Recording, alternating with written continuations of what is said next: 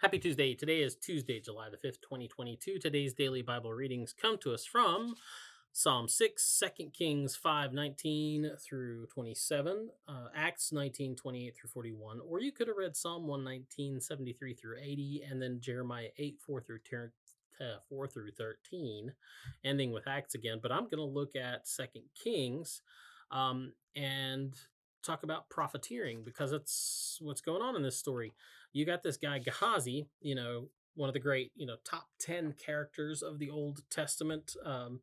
You read about him all the time. I'm surprised nobody's done a VBS curriculum on him yet. Really, he's not really that well known.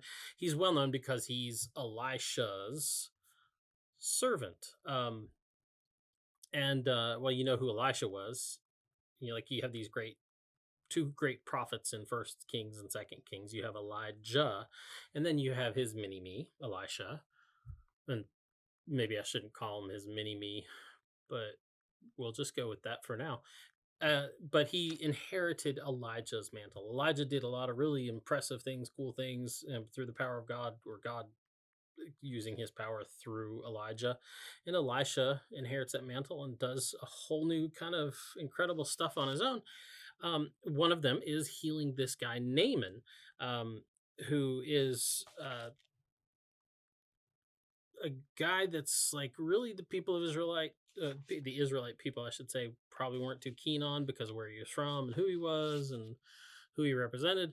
But he had a really bad skin condition. He had leprosy, and his servant girl, who was a captured Israelite, saw it, and she's like, "Hey, notice you got a really bad skin problem there. Sorry to be you." But she's like, you should go visit my hometown because, there's quite a prophet there and he's pretty powerful and God works through him and he might be able to help you out. So he takes her word for it, which is impressive, actually. And he makes this journey. And I think probably along the way, he was expecting that he would get there and this powerful prophet, in his mind, who knows, he was probably thinking like magician, would get there and make him do all kinds of things and do kind of like, I don't know, maybe some kind of big, shaman dance or something, and go through all these rituals and everything. And the only thing Elisha really tells him to do is go take a bath, go dip in the river a couple times, you'll be good.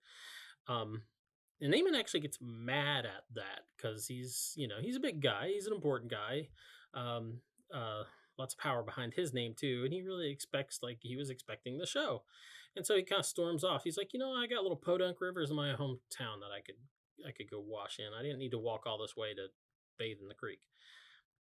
One of his servants is pretty smart though. He's like, look, just chill, right? Because you traveled all this way. If he had asked you to do ridiculous stuff like dance around with a chicken on your head or something while reciting something backwards, you would have done it. All he asks you to do is take a bath. So, go jump in the river, cool off. What do you got to lose? You need a bath anyway. It's been a long, dusty trip.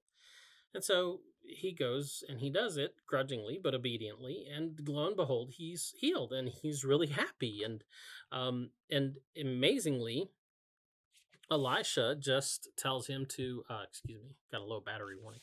Elisha just tells him to, go in peace, sends him on his way happily.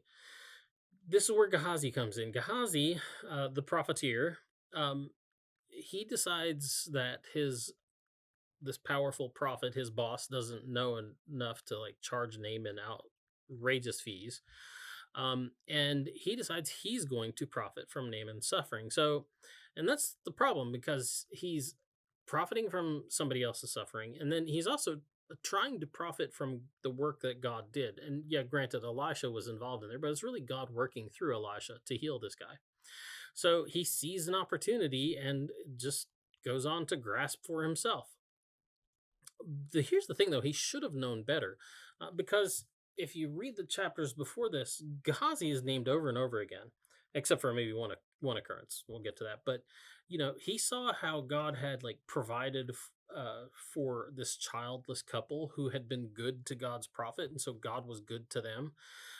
He saw how God had worked through his boss, his master Elisha, to then save the child that was born to them when it, like was suddenly died. I'm not sure what was going on.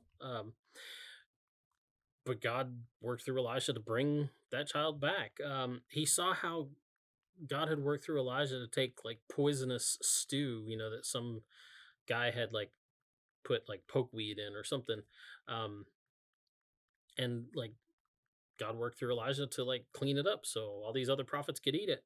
And he had even seen how God took like this little bit of food that was brought to Elisha and then like multiplied it to feed over 100 people. That story should sound familiar to you. Um, in that part of the story, though, it doesn't name Gehazi. It just says Elisha's servant.